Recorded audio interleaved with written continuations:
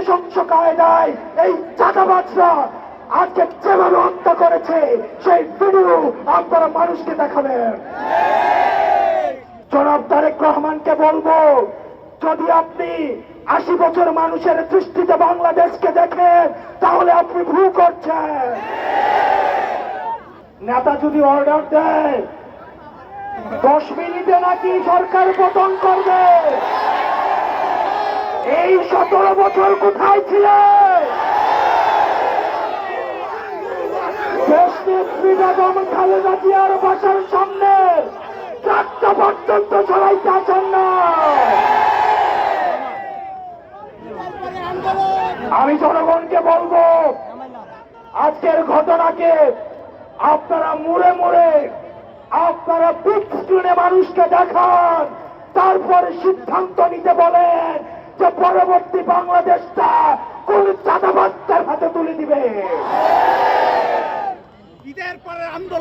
প্রিয় তরুণ প্রজন্ম, আপনারা রক্ত দিয়েছেন। আমার এই ভাইটা চোখ হারিয়েছে। আমার এই ভাইয়ের কাছে জিজ্ঞেস করতে হবে। তারা বলছে আমাদের যেহেতু যতদিন না পর্যন্ত নির্বাচন হয়, তারা যদি সরকার গঠন না করে তাহলে নাকি এগুলো অব্যাহত থাকবে। ব্যাপারটা হচ্ছে এমন, আমি চুরি করতে থাকবো, না হয় আমাকে বাসার চাবিটাই আমার হাতে তুলে দাও।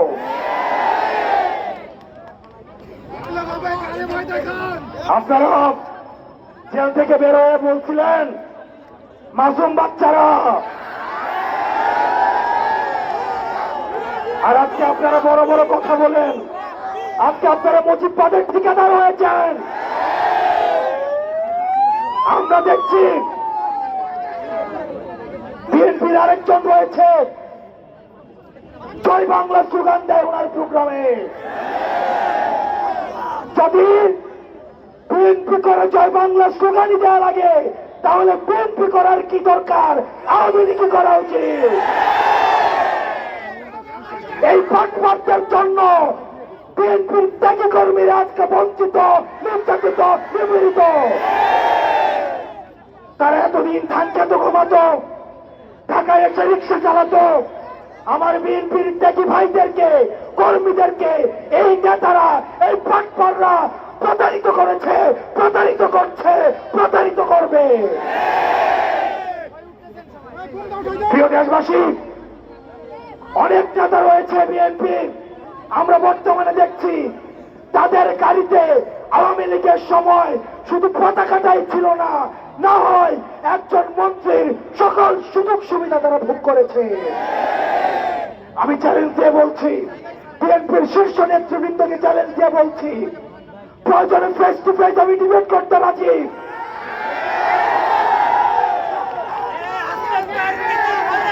আপনারা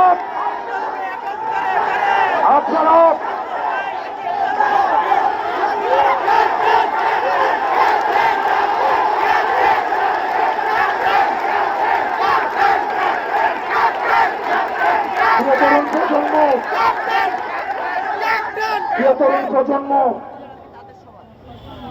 আমাদেরকে ভয়ভীতি দেখানো হয়। আমরা যে এই জীবনটা যাপন করছি, এই জীবনটাই আমাদের বোনাস জীবন। আপনি কারে ভয় দেখাবেন?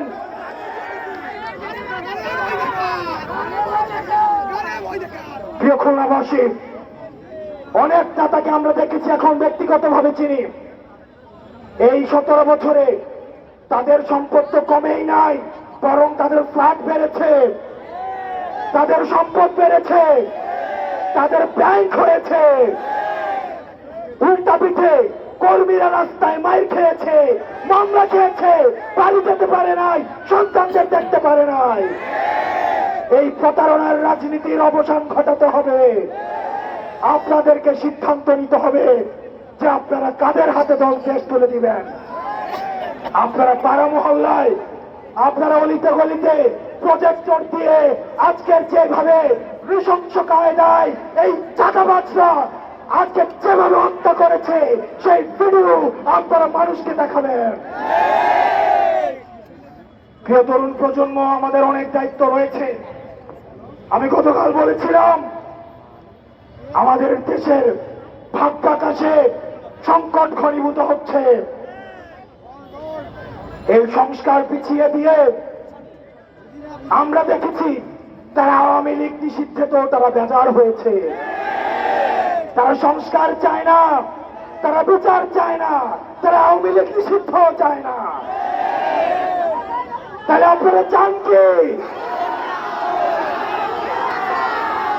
শুধু কি চান্দা চান? শুধু চান্দা লাগে আমরা সবাই মিলে উঠাইয়া চান্দা দেই।